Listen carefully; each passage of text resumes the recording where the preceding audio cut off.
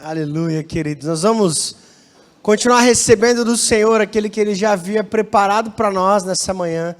E hoje nós temos o privilégio e o prazer de receber aqui conosco a querida Andréa Vargas, para continuar ministrando a palavra de Deus ao nosso coração. Obrigado, queridos.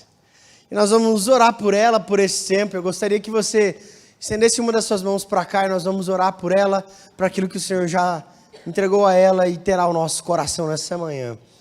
Pai, muito obrigado por essa manhã, por tudo que já vivemos até aqui.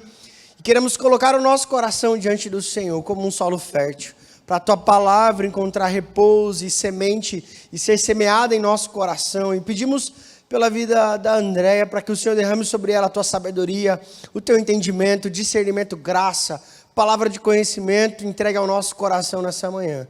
Em nome de Jesus. Amém. Amém. Graça e paz, irmãos. Estive agora de manhã falando no culto que antecedeu esse aqui. Para mim, uma enorme alegria estar aqui com vocês. Obrigada, pastor. Eu sei da responsabilidade que é dividir esse espaço com outras pessoas. Então, obrigada pela confiança. Eu recebo com temor e tremor no meu coração. Quero compartilhar com os irmãos aquilo que me parece ser uma palavra de encorajamento, creio que também de alerta. Desde 2004 eu moro em Vitória, no Espírito Santo, e fui enviada pela minha igreja, na época, para ajudar na implantação de uma missão pioneira aqui no Brasil, a Missão Avalanche, que tem como objetivo a capacitação de cristãos no que diz respeito ao enfrentamento de problemáticas urbanas. Ou seja, onde ainda a gente não viu o evangelho chegando, especialmente no que diz respeito ao que na época a gente chamava de tribos urbanas, a gente entendeu que tinha que levar. E fico muito feliz de ver como a igreja tem se tornado sensível a inúmeras demandas que a gente ainda encontra aqui no nosso país. Inclusive, eu quero parabenizar pelo trabalho com os irmãos surdos. Glória a Deus por esse ministério. Uma das maiores necessidades que a gente encontra na igreja, de lembrar da comunidade surda desse país. Então, eu fico muito feliz de tê-los aqui e de ter irmãos que podem traduzir o evangelho de uma forma que seja compreensível. Obrigada. Deus abençoe. Obrigada. Então, eu quero, com isso, dizer para vocês que desde 2004, então, eu tenho entendido que uma das necessidades que me parece existir no nosso meio é um entendimento sobre a nossa identidade. Afinal de contas, quem é a gente? Quem é você? Por muito tempo, eu me vi assim, me apresentando, eu sou missionária. Eu sou formada pelo curso tal, na faculdade tal. Eu sou empresária. Eu sou palestrante, eu sou conselheira. Então, muitas são as possibilidades da gente definir a nossa identidade. E curioso que a forma como a gente se define aponta muito para aquilo que a gente crê, não é verdade? Se eu acho que aquilo que faço me define, então é melhor que eu faça bem o que faço, afinal de contas a minha identidade depende disso. Se a minha identidade depende daquilo que eu tenho, então é melhor que eu tenha coisas muito boas, porque afinal de contas a minha identidade depende disso. Não é assim? Aí veio a pandemia. E eu que tinha uma agenda muito cheia, eis que me vi agora uma pessoa em lockdown. Isso deve ter acontecido com você também, não é? Uma pessoa que tinha muitos compromissos e viaja daqui para lá, e daqui para lá, e de lá para cá, e assim vai. E de repente não tem mais viagem, não tem mais conferência, não tem mais encontro, não tem mais congresso, não tem mais nada, mais nada. Tem o online e a gente tendo que se adaptar. Foi quando eu parei e pensei, agora eu sou o quê? Sou palestrante? Eu não palestro mais. Sou conselheira? Conselhar pela internet? Sou missionária? Como que faz missão agora? O governador nem deixa a gente sair de casa. Então, assim, foi um tempo bastante desafiador para mim. Eu acho que para você também. Afinal de contas, quem é a gente agora num cenário onde aquilo que a gente faz, a gente não faz mais? Então, eu acredito que muitos de nós teve que repensar uma série de coisas. A gente começou a pensar sobre o sentido da vida. Foi ou não foi? De repente veio uma pandemia e você não sabia mais nada. Você tinha medo do ar que você estava respirando. Não era assim? Medo, inclusive, de não ter ar para respirar. E a gente foi acompanhando lá da China, e a gente provavelmente pensava, ainda bem que está longe, vamos orar daqui. Foi ou não foi? A gente descobriu que daí chegou na Europa. Falou, está esquentando, mas vamos orar. E a gente continuava assistindo, dia após dia, porque você se tornou um especialista em Covid, não foi? Assim como eu? Foi ou não foi? Um pesquisador nato. Sabia tudo e mais um pouco, dava aula. E aí a gente começou a vendo, está vindo aqui para a Europa, e chegou na Itália, e chegou em Portugal, e Inglaterra, e veio chegando, e a gente via de longe, pelos jornais, os italianos, lembra, nas sacadas, cantando ópera, e a gente chorava junto. Não foi assim? Chegou nas Américas. Chegou no Brasil. Chegou lá em casa. Chegou na sua. Perdemos pessoas. O mundo inteiro ficou agora paralisado ante um vírus que fez com que a gente questionasse as questões mais fundamentais da existência. Exemplo, qual é o sentido da vida? Por que eu estou aqui? Afinal de contas, o que é a morte? O que eu faço agora? Quem eu sou? E os relacionamentos? A gente casa, não casa? A gente tem filho? O olhar sobre o trabalho, sobre a carreira, sobre consumo. Lembra? Eu lembro quando veio a pandemia, entrou um monte de promoção na internet. Vocês lembram disso? Gente, eu comprei mais de 10 tapetes de banheiro. A louca do tapete de banheiro. Do tipo assim, tem que aproveitar, porque esse negócio vai passar, são só 15 dias. Comprei muito tapete de banheiro, nem tem tudo isso de banheiro. Mas comprei, tem que aproveitar. Então, como eu acho que muita gente ficou meio desorientada no meio daquela pandemia. Certo? Por que eu estou te contando isso? Porque nesse período, sabe essas perguntas que a gente teve que se fazer? Se você reunir todas essas perguntas e você colocar um título para esse conjunto de perguntas, o título é Cosmovisão. Todos nós fomos forçados a examinar a nossa cosmovisão. E quando a gente fala de cosmovisão, a gente está falando do quê? Desse conjunto que a gente usa para interpretar a realidade que nos cerca. Todos nós aqui temos. Todos os 7 bilhões de humanos têm. Cosmovisão não é privilégio de crente. Cosmovisão é privilégio de quem é ser humano. Bichos não têm cosmovisão.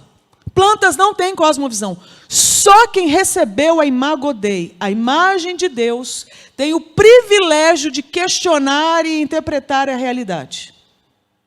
Me deram água, por quê? Porque eu preciso de água. Posso não tomar, por que tomo?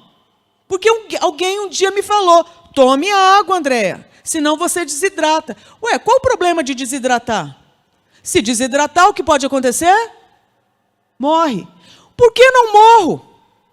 Porque quero viver, porque creio que a vida seja boa. Para você ver, com isso eu te provo, que num simples tomar ou não a água, eu estou expressando a cosmovisão que carrego. Ou seja, todos nós somos movidos à cosmovisão. E aí, quando recebi o convite para vir falar aqui, foi-me dada uma tarefa. Estamos trabalhando o tema da santificação, da santidade. Aí você deve falar, como vai ligar a cosmovisão com santidade? Para você ver, se tem um tema que dói o ouvido do mundo, é esse. Então a igreja já está de parabéns por adotar um tema totalmente antipático, indigesto para o mundo que nos cerca. Por quê? Porque quando uma igreja quer falar sobre santidade, ela já está anunciando a sua cosmovisão. Só que não adianta eu só ter o tema na igreja, falar sobre, preparar um estudo, quando eu, que sou parte da igreja, não tenho compromisso com isso. E acho que falar de santidade é falar de um monte de não pode. Aí, para piorar, o pastor chama uma pessoa que trabalha com sexualidade. Resultado, quem conhece já deve imaginar, lá vem alguém que vai dizer um monte de coisa que não pode. E quando ainda é solteiro, pior ainda. Porque o solteiro não precisa concordar, mas eu sei que você deve concordar com isso. O solteiro, quando ouve alguém que vai falar de santidade, já imagina. Fácil falar, né? Não é você que volta sozinho ou sozinha para casa. Não é você que tem que ouvir aquela palavra, aquela frase que todo solteiro de igreja, no geral, odeia, que é aquela assim: espera no Senhor. Espera no Senhor, especialmente quando é alguém casado falando. Aí dá um ódio nível hard. Esperar no Senhor.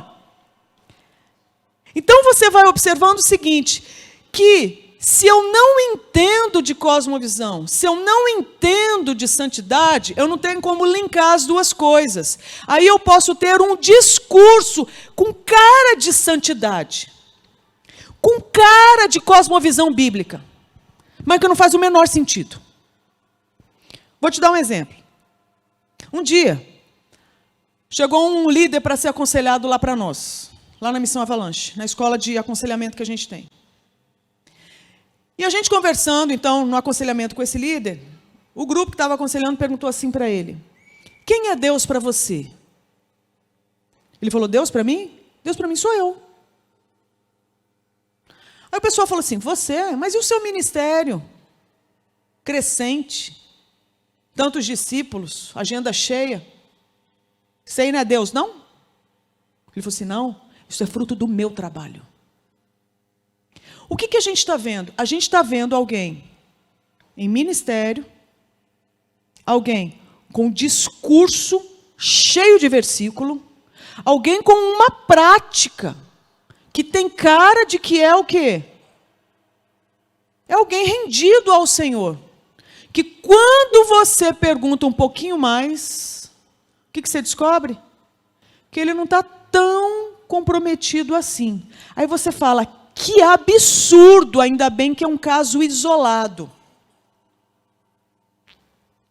Ok, otimista. Então, eu quero que você veja o seguinte, eu vou continuar o texto que eu abri de manhã, 1 Tessalonicenses 4, a partir do 1. E ele vai servir vai servir de base para eu dar início num outro aqui, lá em João.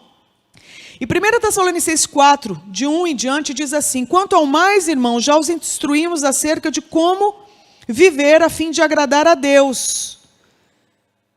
E de fato, assim vocês estão procedendo. Tem coisa que agrada a Deus. O que será? Agora pedimos e exortamos a vocês no Senhor Jesus Cristo que cresçam nisso cada vez mais. Olha, então não basta ter ouvido uma vez o que agrada a Deus. Tem que agora fazer o quê? Crescer nisso. Então, o resultado, você pode ser um novato na igreja, como você pode ter sido o fundador da igreja. Você pode estar aqui há décadas, como você pode ter acabado de chegar. Você pode ter passado ali na frente hoje e já ouviu entrar. Então, você já está ouvindo o seguinte, que Deus existe, que Deus tem vontade, e quando você fica sabendo da vontade dele, o que está escrito aqui já é para você crescer na vontade. Ou seja, quem fica de fora? Ninguém. Essa é uma palavra para todos nós, independente do tempo de casa. Amém, irmãos? É para geral. E aí está escrito o seguinte: pois conhecem os mandamentos que demos a vocês pela autoridade do Senhor Jesus. Então, os mandamentos estão vindo da autoridade de quem? Do Senhor Jesus Cristo.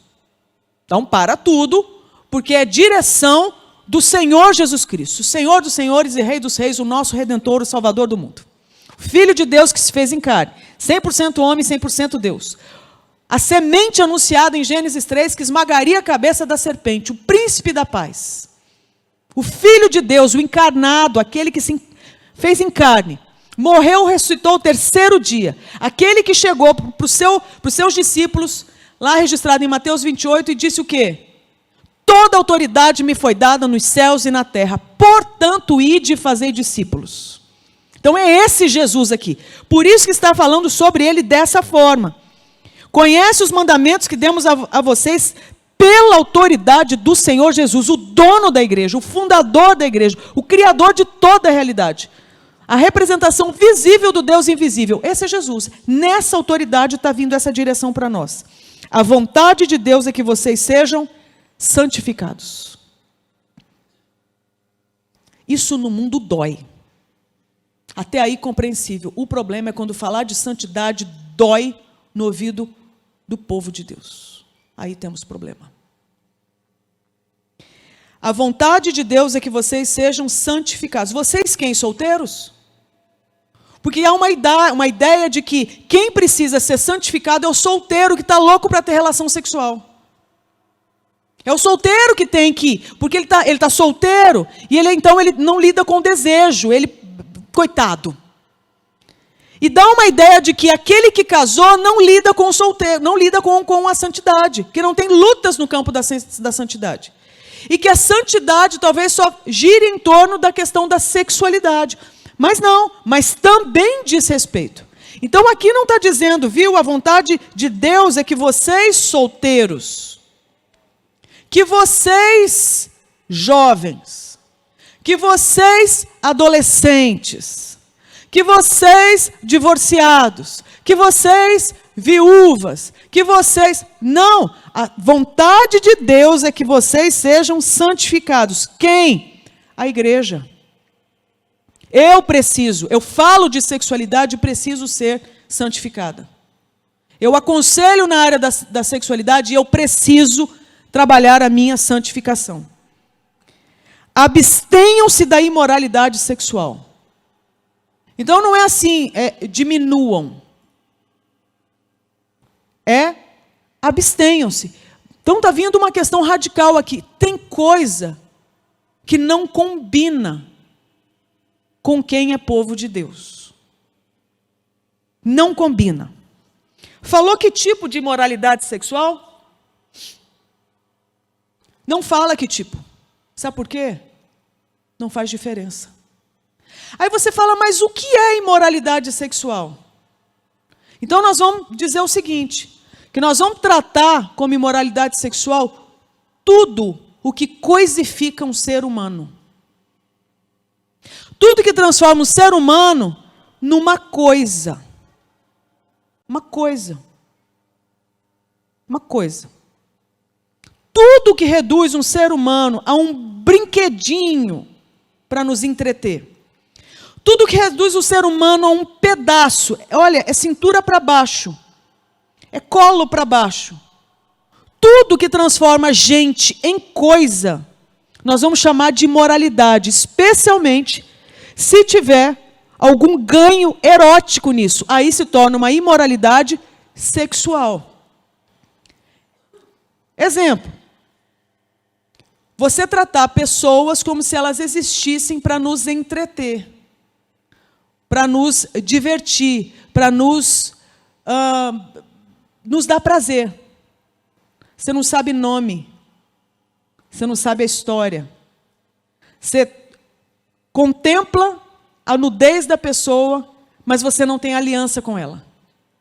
Então, trata como se tivesse direito à intimidade sem ter vínculo, sem ter aliança.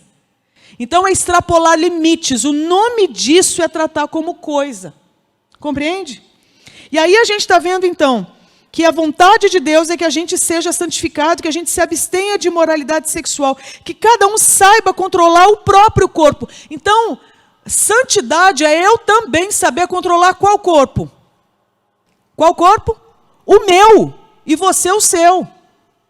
Então, o que não é parâmetro bíblico? Eu querer controlar o seu corpo. Aí a gente já chega numa ferida na nossa nação. Observa os índices de violência doméstica, inclusive no meio da igreja. Os índices de violência sexual, inclusive no meio do povo de Deus. Nós estamos falando, então, que há uma questão hemorrágica no nosso meio. Quando eu quero controlar o seu corpo e quero tirar proveito do seu corpo. Então, uma direção dessa tem que mudar a nossa prática. Tem que mudar o jeito que a gente vive. Nós estamos aqui tocando nessa manhã, com todo o temor a Deus, numa ferida que a gente tem, que afeta a nação como um todo. E que não é um privilégio lá do passado, não. Acontece hoje, gente. Acontece hoje, acontece agora, acontece debaixo do nosso nariz. Então, que eu saiba controlar o meu corpo de maneira, não é de qualquer maneira, é de maneira santa e honrosa, não dominado pela paixão de desejos desenfreados. É interessante porque a Bíblia não condena ter desejo. O que a Bíblia condena é a falta de freio no desejo. Então não é você sentiu, mexeu com você. O que é reprovável para as Escrituras é o que você faz com o que sente. Porque a decisão que você tomar em função do que sente, define o Deus que você adora. Ouve isso de novo. A forma como a gente lida com a vida denuncia quem a gente adora de fato. Então eu posso ter um discurso evangélico, mas uma adoração idolátrica. Quando eu cuspo o versículo, mas no fundo eu faço o que eu quero, porque eu é que sei os pensamentos que tenho a meu respeito. Digo eu, não o Senhor. Isso é reprovável. E mexe com a gente. E o texto continua. Cada um saiba controlar o seu próprio corpo de maneira santa e honrosa, não dominado pela paixão de desejos desenfreados, como os... Isso aqui é que mata a gente. Ó, como os pagãos que desconhecem a Deus. O que o texto está dizendo? Viu? Gente que não sabe controlar o próprio corpo, gente que vive de forma desenfreada, governado pelas próprias paixões, isso aí acontece, tá, galera? Só que é o seguinte, isso aqui é característica de quem? De quem desconhece a Deus. Então, o que o texto está confrontando aqui? Se isso aqui está me definindo, o que está dizendo a meu respeito? Que no que diz respeito a essa área, eu vivo como uma pagã, que não conhece a Deus. Então veja bem, se o tema é santidade, nós temos que tocar nesse assunto. Porque parece então que como eu lido com a minha intimidade, aponta para o Deus que de fato eu adoro, sirvo e amo. Então aqui é o seguinte, não é do tipo, viu, queria que fulano estivesse aqui hoje. Não, é sobre você e é sobre mim. Como que a gente está vivendo? Como que eu estou vivendo? Você vê, José foi vendido, saiu do povo dele, não foi? Foi vendido como escravo. Potifar o compra. José, um problema seríssimo. Seríssimo, foi vendido como escravo, está longe dos seus familiares, longe do seu povo, longe da sua cultura, certo? Longe da sua comunidade de fé, vamos colocar assim. É ou não é? Longe dos seus. E ele tem um problema ainda que só piora. O infeliz nasceu bonito. É um problema que muitos queriam ter tido e não tem. José, o pobre, nasceu bonito, não só de rosto, mas de porte, diz a Bíblia. O cara devia ser o cara. E a mulher de Potifar viu. E agora o cenário está montado. Porque quem está filmando José? O líder da célula? O pastor? O discipulador? O pai? A mãe? Não tem ninguém. O cara está sozinho, escravo, debaixo de um teto com uma mulher que está o quê? Afim dele. E ela chega com tudo, empoderadíssima. Chega junto e assedia José. Acho interessante, porque aqui traz também o desejo feminino. E essa mulher é casada com Potifar e ela cresce o olho no José. Porque o cara devia ser muito bonito e ela simplesmente caiu matando. E chegou e falou, deita-te comigo. É interessante a resposta de José, você lembra? Nem vou abrir aqui no texto. Mas José responde e diz o quê? O meu Senhor não me negou nada, exceto a senhora. Como poderia eu pecar contra Potifar? Contra Deus. O que José entendeu? Olha a cosmovisão de José, olha o impacto da cosmovisão que José trazia na santidade dele. José distante da igreja, José distante da célula, José distante do culto, José distante do pai e da mãe. José entendeu que Deus estava lá.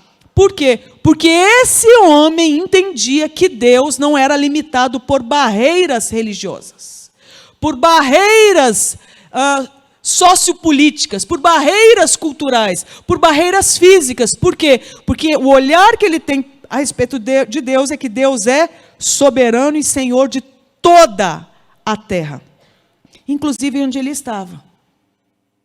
Então, o posicionamento de José com relação à possibilidade de ver uma vida imoral sexualmente falando, é um encorajamento para nós. Porque é um testemunho de um homem que foi assediado, que estava solteiro, que não tinha relação sexual, não tinha vida sexual ativa, não tinha, mas que continuava comprometido com Deus, que de fato ele adorava. Você acha que isso aqui é um tapa na nossa cara ou não? É um testemunho. E diz o seguinte, André, para de arrumar desculpa. Olha José. Agora você põe o seu nome no lugar do meu. Que está valendo para todos nós. E aí, eu entendo. Pela fé eu falo isso. Quando eu cheguei aqui hoje, eu entendi que eu tinha 3 pontos para tocar. 2 já foram. Falta o terceiro. O terceiro eu quero que você abra em João 3. Então eu vim trazer aqui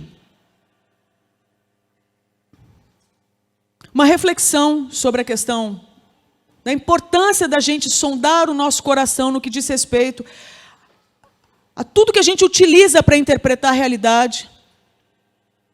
Vim aqui lembrar que, uma vez Deus sendo soberano, Senhor de céus e terra, Criador de tudo, a nossa intimidade, a nossa sexualidade estão aí dentro, ou seja, não faz o menor sentido eu ter segredo com Deus. Não faz o menor sentido.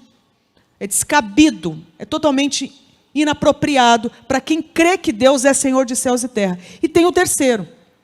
E o terceiro diz respeito ao texto que eu quero ler, de João 3, a partir do 1, que diz assim: havia um fariseu chamado Nicodemos, uma autoridade entre os judeus. Ele veio a Jesus, que horas? À noite, por que será? Nicodemos, então, era o quê? Elite da teologia. Cabeção do seminário teológico, vamos colocar assim. Posso falar isso, pastor? Se a gente trouxesse Nicodemos para hoje, teólogo dos bons, certo? Ouviu falar de Jesus, ficou curioso. Eu tenho que ir lá tirar dúvida. Mas que horas que vai? Ele, sagaz, esperto, o que ele viu? Eu vou de noite, na moita, ninguém vai ver. Não posso me comprometer. Foi atrás de Jesus e disse: Mestre, sabemos que ensinas da parte de Deus, pois ninguém pode realizar os sinais milagrosos que estás fazendo, se Deus não estiver com ele. Nicodemos não era bobo nem nada. Nicodemos observou que onde Jesus passava, o negócio não ficava do mesmo jeito. Que por onde Jesus transitava, a história mudava. Acontecia uma muvuca ali. Acontecia um movimento estranho, uma coisa. Nicodemos chamou de o quê? De milagre. Onde o Senhor passa tem milagre. E ele não é bobo nem nada, ele conhece a lei, ele sabe, Deus deve estar nesse rolê aí. Mas Nicodemos não conseguiu linkar as coisas, porque afinal de contas ele sabe que o Messias há de vir. Não é isso, pastor? Mas ali o que acontece? Ele é um fariseu, é um judeu, é um fariseu. Como alguém pode? Deixa eu voltar aqui. Ninguém pode realizar os sinais milagrosos que estás fazendo se Deus não estiver com ele. Aí Jesus entra na conversa. Em resposta, Jesus declarou: digo a verdade, ninguém pode ver o reino de Deus se não nascer de novo. Jesus facilitou a vida de Nicodemos? Só piorou. Nicodemos deve ter ficado intrigadíssimo. Peraí, para tudo. Você está querendo dizer o que então, Jesus? Aí continua a conversa. Perguntou a Nicodemos: como alguém pode nascer sendo velho? É claro que não pode entrar pela segunda vez no ventre de sua mãe e renascer. Então o que acontece? Nicodemos estava passando a vista no que estava acontecendo e falou assim: peraí, isso aí tem a mão de Deus, só pode. Acho que ele foi lá conferir. É ou não é a mão de Deus, Jesus? Aí Jesus responde: ninguém pode ver o reino de Deus se não tiver o quê? Nascer de novo. Aí Nicodemos não entendeu, porque ele não está acostumado com essa linguagem. Como assim nascer de novo? Pode um homem velho voltar para o ventre da sua mãe? Não tem como. Respondeu Jesus: digo a verdade, ninguém pode entrar no reino de Deus se não nascer da água e do Espírito. O que nasce da carne é carne, mas o que nasce do Espírito é Espírito. Não se surpreenda pelo fato de eu ter dito: é necessário que vocês nasçam de novo. O vento sopra onde quer, você o escuta, mas não pode dizer de onde vem nem para onde vai. Assim acontece com todos os nascidos do Espírito. Nicodemos pergunta de novo: como pode ser isso? Nicodemos não está entendendo nada. Nada. Quanto mais Jesus falava, mais ele ficava panguando lá. Não estou entendendo nada que ele está falando. E deve ter ficado angustiado, porque ele é o cabeção. E o negócio vai continuando. Disse Jesus, agora ouve essa. Dorme com essa, Nicodemos. Você é mestre em Israel e não entende essas coisas? Asseguro que nós falamos do que conhecemos e testemunhamos do que vimos, mas mesmo assim vocês não aceitam o nosso testemunho. Eu falei de coisas terrenas e vocês não creram. Como crerão se falar de coisas celestiais? Ninguém jamais subiu ao céu a não ser aquele que veio do céu, o Filho do Homem. Da mesma forma como Moisés levantou a serpente no deserto, assim também é necessário que o Filho do Homem seja levantado, para que todo o que nele crer tenha vida eterna. Agora vem aquele versículo que você decorou. Olha que horas que vem o versículo que você decorou. Agora que vem. Porque Deus tanto amou o mundo, que deu seu Filho unigênito, para que todo que nele crê não pereça, mas tenha vida eterna. Pois Deus enviou o seu Filho ao mundo, não para condenar o mundo, mas para que este fosse salvo por meio dele. Quem nele crê não é condenado, mas quem nele crê já está condenado por não crer no nome do Filho unigênito de Deus. O que a gente está vendo aqui? Que esse versículo que a gente decora quando entra na igreja, entra para evangelizar um teólogo. Você sabe por quê? Porque a gente pode ter um discurso de santidade sem nunca ter nascido de novo.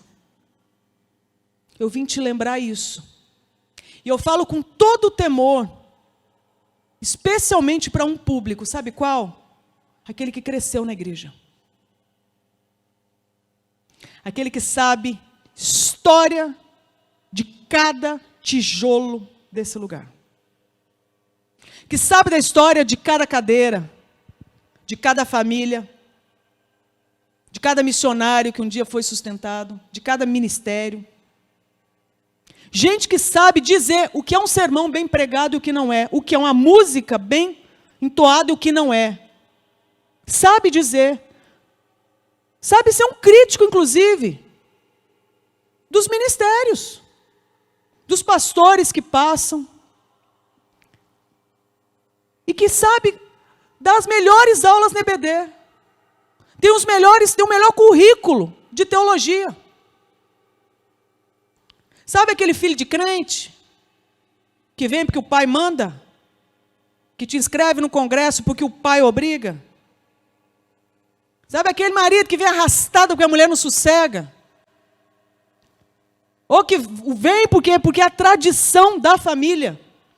Olha que coisa linda, o Senhor lembrou de cada um desses. E teve um encontro específico com um e falou: Nicodemos, meu querido, eu sei do tanto de teologia que você sabe. Eu sei que você tem ajudado tanto na obra. Você tem ajudado tanto na propagação aí do ensino e tudo. Eu sei. Te conheço pelo nome, mas querido, deixa eu te falar, você tem que nascer de novo. Você tem que nascer de novo. É da vontade do Espírito, Espírito Santo de Deus. Sabe o que Jesus está dizendo para ele? Você estudou e não aprendeu nada. Eu vim hoje lembrar com todo temor isso aí. Nós precisamos perguntar agora para o Espírito Santo de Deus. Eu sou nascido de novo? O Espírito Santo do Senhor habita em mim? Ou eu estou acostumado com a religião evangélica? Eu estou acostumado com a tradição evangélica, mas nunca nasci de novo. Aí sim, se a gente nasce de novo, a santidade faz sentido, não faz, pastor? Porque daí a santidade vem como um culto de adoração a Deus. Quando você sabe que você pode ir para a cama com a mulher de Potifar, mas você escolhe não, por amor a Deus. Aí um altar de adoração a Deus é levantado. Então nessa manhã eu quero te convidar a orar comigo. Então não é eu orar por você, nós orarmos juntos. E perguntarmos para Deus, nós estamos mais para Nicodemos? Nós estamos mais para pagão que desconhece a Deus? Nós estamos em que situação, Deus? E eu acho que essa é uma oração que todos nós precisamos fazer.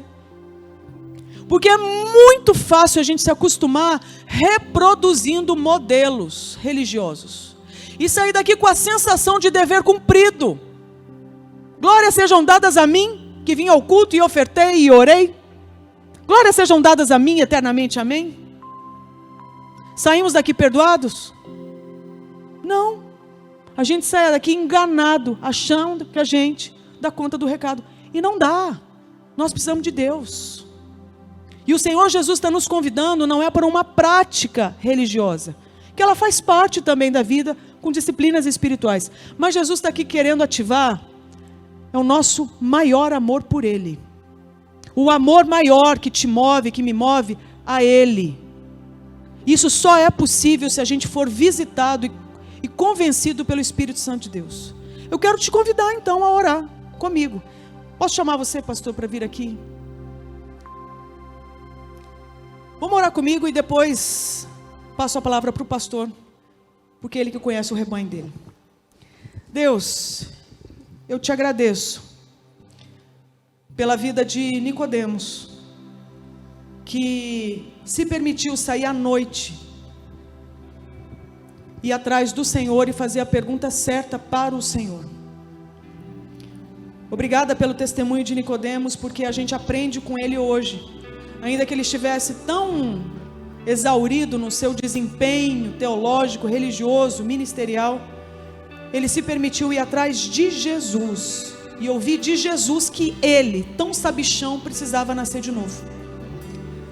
Também quero te agradecer por José, por ter negado uma bandeja de prazer para nos deixar um testemunho de que a gente também pode e deve fazer isso, se de fato a gente ama o Senhor como José amou.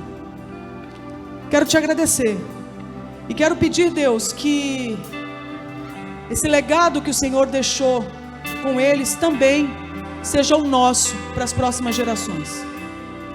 Que a gente possa ser desses que vai onde for para saber do Senhor o que o Senhor tem de direção. Que independente de onde estiver, vai ser fiel até o fim, para a glória do seu santo nome, porque o Senhor é digno. Obrigada por o Senhor nos lembrar de todas essas coisas. Em nome de Jesus. Amém. Muito obrigado.